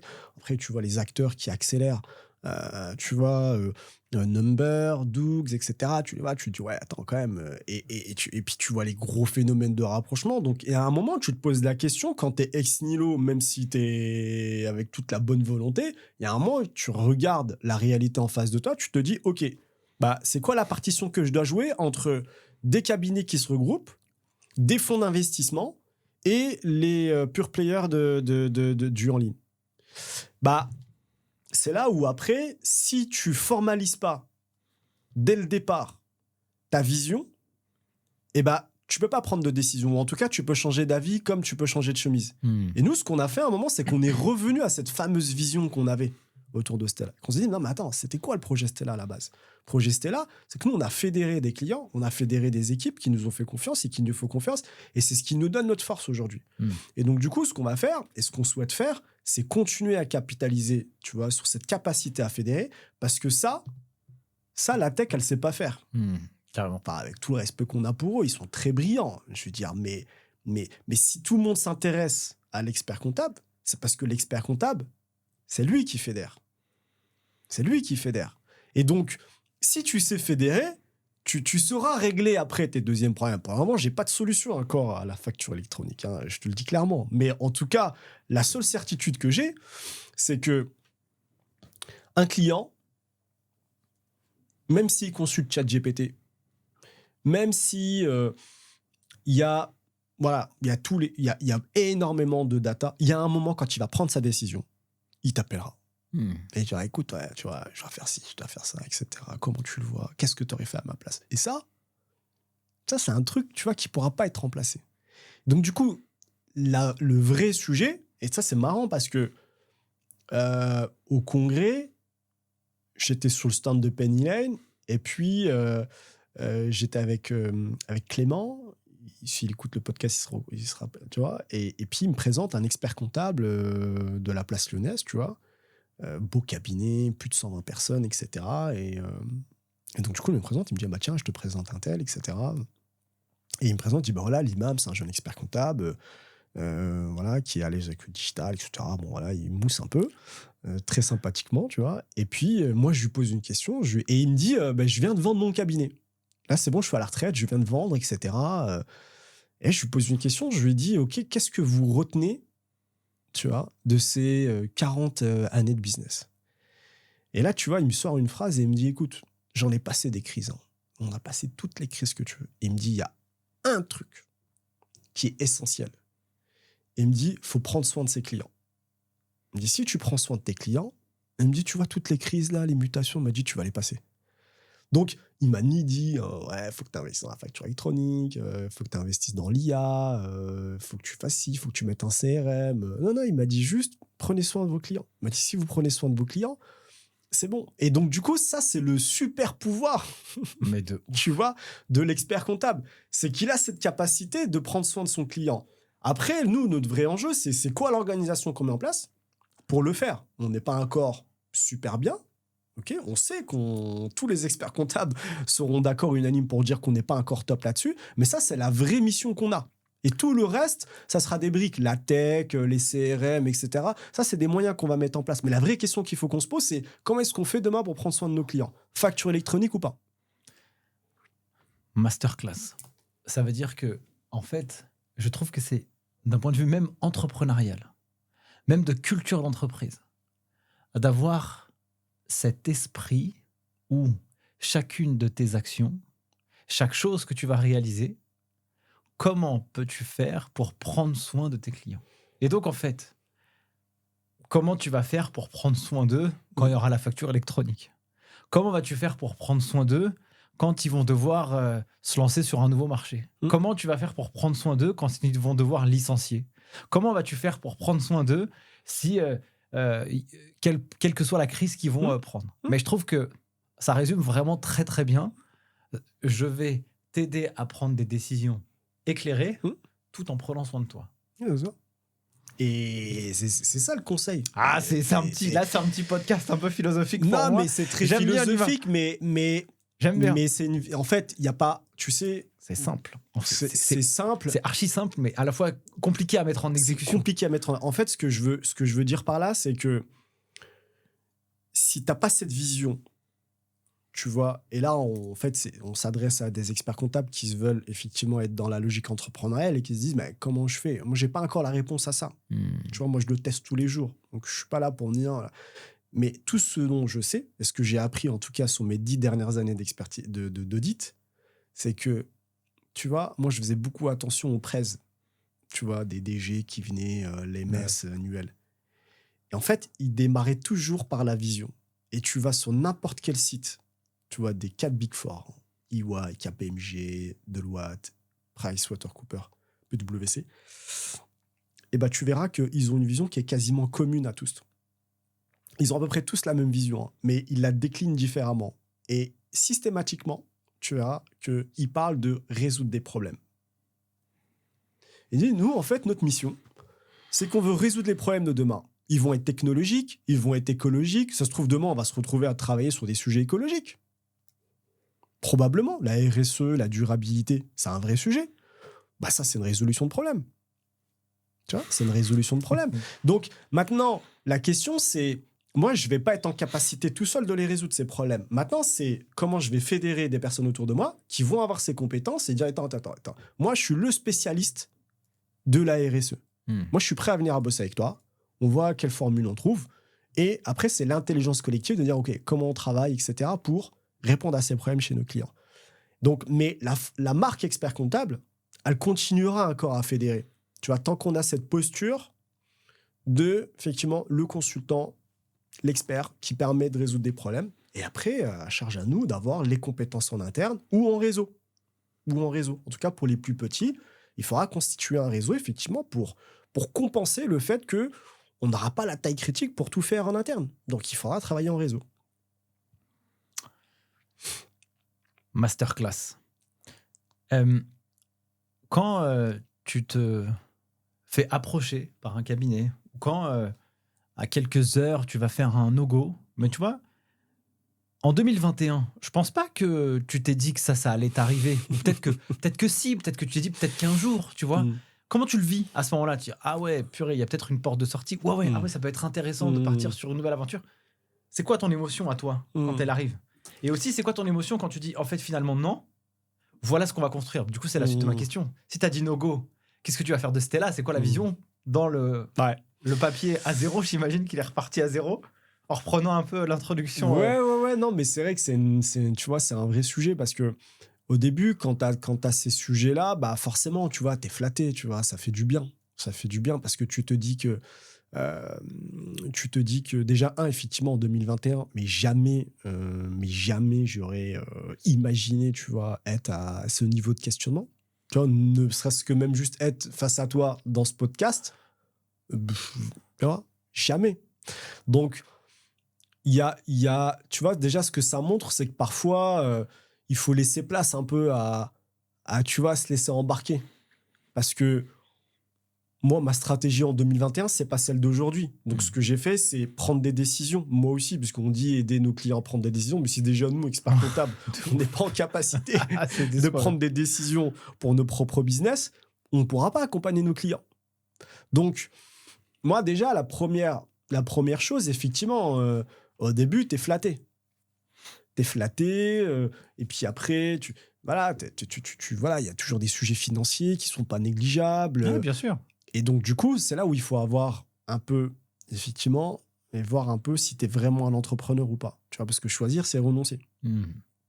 Et l'avenir nous le dira, si j'ai eu raison ou pas. En tout cas, moi, je pense que j'ai pris la bonne décision. Tu vois, vraiment, ça, j'en suis convaincu.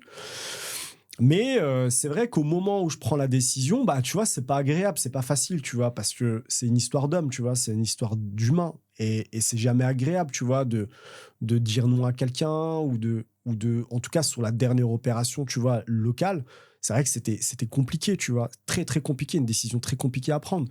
Donc là, comment tu te fais? Bah, le collectif. Si tu es tout seul, tu peux pas prendre cette décision. Tu vois, tu peux pas prendre ce type de décision. Et donc, du coup, l'entrepreneur, il est dans un collectif. Moi, la chance que j'ai, c'est que je suis entouré.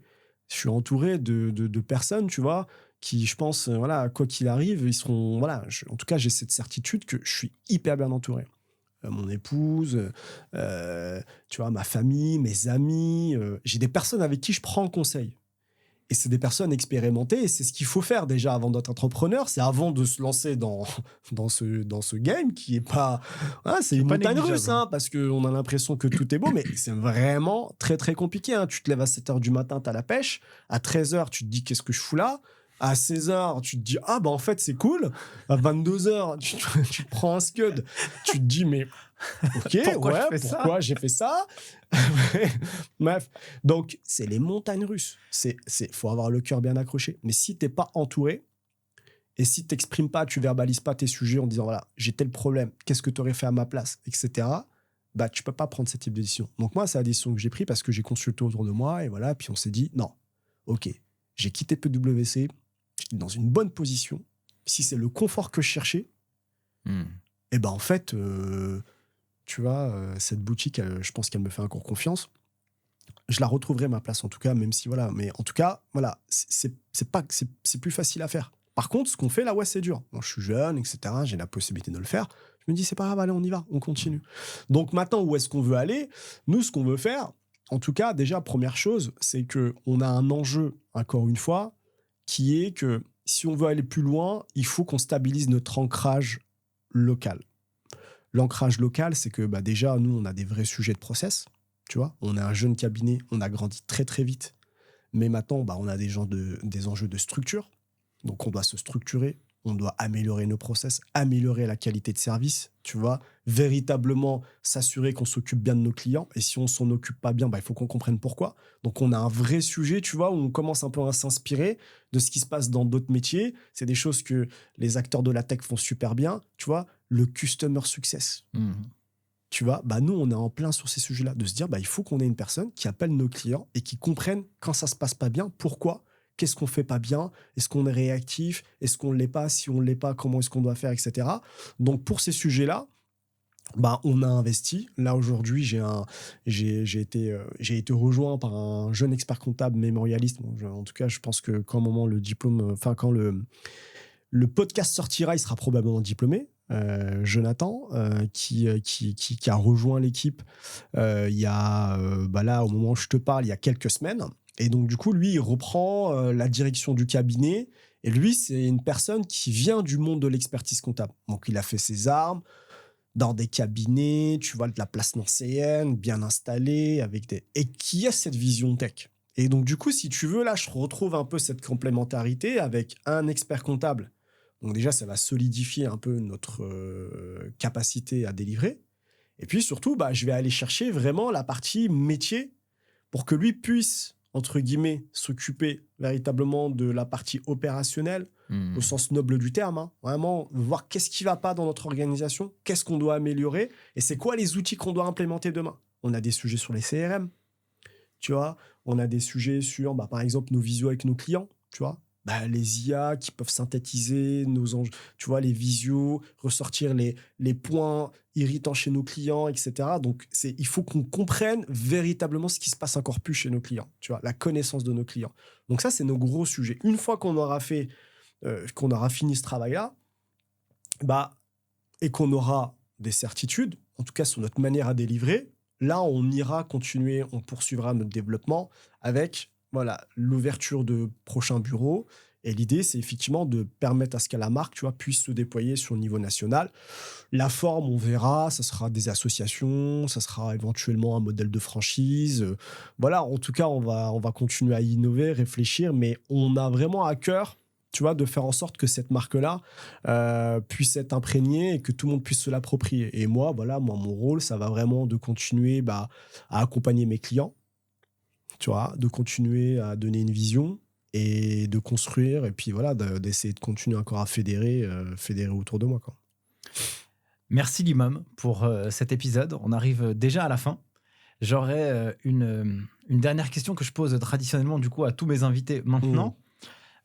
Est-ce que la vie t'a appris quelque chose ou une rencontre que tu as pu avoir, parce que les rencontres, t'en as fait beaucoup, qui t'a sensibilisé ou que tu pourrais du coup partager à nos auditeurs ou à un bon ami, tu dirais si j'avais un conseil à te donner, je te donnerais celui-ci.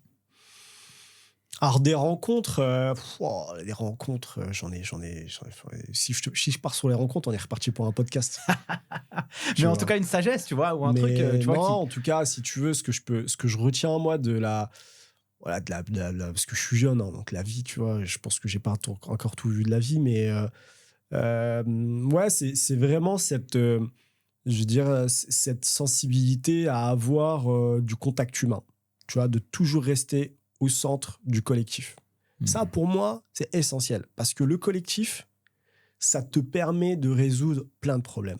Tu as toujours quelqu'un autour de toi qui peut t'aider sur un sujet market. Tu sais pas comment faire un site internet, tu as quelqu'un autour de toi. Si tu regardes bien, tu as cette personne autour de toi, tu n'as pas besoin d'aller chercher bien loin, qui peut t'aider. Donc la première chose, en tout cas le conseil que j'ai à donner, et ça c'est vraiment un truc que j'ai formalisé, c'est que je me suis dit, ok, qui j'ai autour de moi et avec qui je peux avancer. Et moi, aujourd'hui, je suis assez en confiance, pas parce que j'estime être le meilleur expert comptable. Moi, je suis en confiance parce que je sais que j'ai du monde autour de moi. Et donc, moi, le seul conseil que j'ai à donner, c'est faut pas rester seul. Faut rester dans un collectif. Et puis prendre des risques. Et puis, se dire que de toute façon, ce qu'on aura, on l'aura. Ok, ça, personne n'a la certitude. Et je défie quelqu'un de me dire que tous les business plans qu'on a montés se sont révélés ressortir au centime près. Ok, on a des recettes qu'on met en œuvre. Le résultat, il n'est pas dans un moment. Il n'est pas forcément entre nos mains. En tout cas, le résultat n'est pas forcément acquis. Par contre, ce qui est certain et ce qu'on peut faire, c'est bouger. Voilà, il faut juste se bouger et tenter des trucs. Et puis après, le résultat, on en reparlera dans 10 ans. Merci, l'imam, de m'avoir fait le plaisir d'être derrière ce micro. C'était un vrai plaisir pour Merci moi. À toi, vraiment. Merci à tous d'avoir suivi cet épisode jusqu'à maintenant. Si vous avez kiffé l'écouter et le regarder, n'hésitez pas à me le faire savoir avec les likes et les partages dans tous les sens. Je vous mets le lien du profil LinkedIn de l'imam Agawiri directement en description de cet épisode, avec le cabinet naturellement Stella. L'imam, je te souhaite le meilleur pour la suite. Pour la suite de la feuille blanche que tu vas écrire, la fameuse, pour demain. Merci à tous. Je vous souhaite le meilleur et je vous dis à la semaine prochaine pour un prochain épisode. Ciao!